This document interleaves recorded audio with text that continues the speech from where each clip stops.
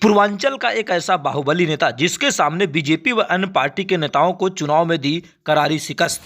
उस बाहुबली के सामने मोदी लहर भी फेल। क्या 2024 के लोकसभा चुनाव में फिर लड़ेंगे बाहुबली रमाकांत यादव चुनाव? बाहुबली व विधायक रमाकांत यादव के सामने भाजपा नेताओं के पसीने छूट जाते हैं। बीजेपी सांसद दिनेश लाल यादव हैरान। पूर्वांचल के दिग्गज नेताओं में गिनती होती है बाहुबली रमाकांत यादव। आजमगढ़ की जनता में आज भी मजबूत पकड़। बाहुबली रमाकांत यादव 2022 के विधानसभा चुनाव के चुनावी आंधी में उड़ गई बीजेपी। 10 विधानसभा सीटों पर सपा का कब्जा। आजमगढ़ के लोकसभा सीट पर सबसे बेहतर नेता कौन, शिवपाल यादव या बाहुबली रमाकांत यादव, चर्चा का विषय बना।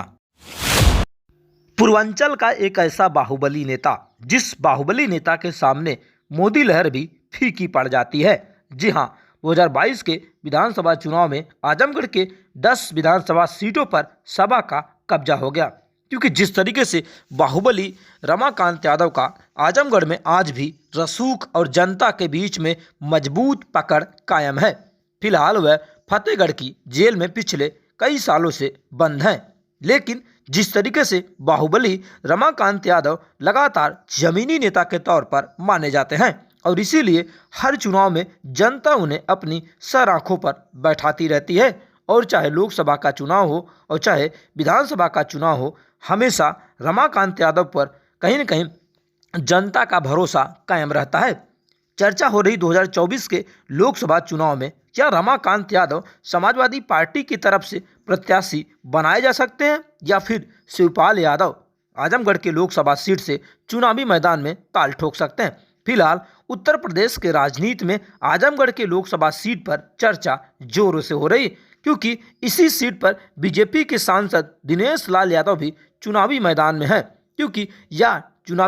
है। लेकिन सवाल ये कि क्या 2024 के लोकसभा चुनाव में बीजेपी को कितना टक्कर देने में कामयाब हो पाएगी समाजवादी पार्टी। लेकिन दूसरी तरफ समाजवादी पार्टी की तरफ से अंदर खाने ये चर्चा है कि आने वाले दिनों में समाजवादी पार्टी बाहुबली विधायक रमाकांत यादव पर 2024 के लोकसभा चुनाव में कहीं न कहीं उन्हें प्रत्याशी बनाकर मैदान में भेज सकती है, क्योंकि जनता के बीच आज भी बाहुबली विधायक रमाकांत यादव की मजबूत पकड़ है और उसके साथ स्थानीय नेता होने के कारण बाहुबली रमाकांत यादव का चुनावी जीत भी आसान मानी जाएगी।